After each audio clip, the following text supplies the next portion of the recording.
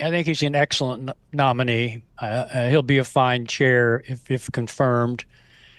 He really checks off all the boxes, I think. He's got policymaking experience, particularly experience during the great financial crisis of 2008, which I think is invaluable.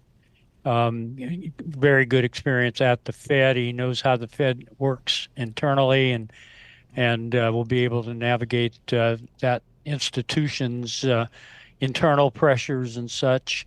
He's got Wall Street experience, financial markets experience, even a touch of academic experience, having taught at Stanford and being associated with people at the Hoover Institute. So I think he's just got an excellent background, and I'm confident he's going to be a good chair. At the same time, I think about his previous stances, and for most of his career, he sounded more like an inflation hawk. Certainly, right after the financial crisis, he was definitely talking a lot about the prospect of inflation. His tune has changed a bit here. Certainly, economic conditions have changed as well. What is your confidence in his dovishness right now when it comes to inflation? Well, I think you're pointing out that his long-term image or profile is that of somewhat hawkish, both regarding rates and also the use of the balance sheet.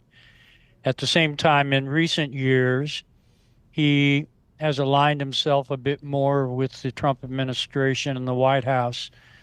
So it does raise the question of which Kevin Warsh is going to show up in May. And I really can't tell. I think he understands that the policymaking decisions are based on data, and I think he'll make his decisions based on his assessment of where the economy is and where it's going. He's not an ideologue. I think he's very pragmatic. So I'm not sure we can imagine in advance exactly what positions he's going to take. Dennis, what do you think Jerome Powell will do once his term ends? Most Fed chairs, they kind of ride off into the sunset, but he has the opportunity to stay. Any idea what he might do? I really don't. My best guess is that he will leave on schedule. I think he'll probably, once Kevin Warsh is confirmed, which is, by the way, a problematic process now, but let's assume for the moment that Kevin Warsh is confirmed. I think they'll have a number of conversations, and I think that will probably lead Powell to be confident that he can leave as scheduled. But I really don't know. There are reasons if the Department of Justice case or investigation continues, why I could imagine he might want to stay around. If he's concerned about Fed independence, then he may stay around. So my short answer is I don't really know. He deserves a rest, however. He's been under tremendous pressure. How do you expect Kevin Warsh to sound if he does make any comments about monetary policy between now and when his confirmation hearing takes place? What's the message that you think he will be trying to deliver? Well, I do think he will try to reassure those who are concerned about Fed independence, and he'll do that delicately, obviously, because if you're too strident about that, it's going to really be in the face of the president and the White House.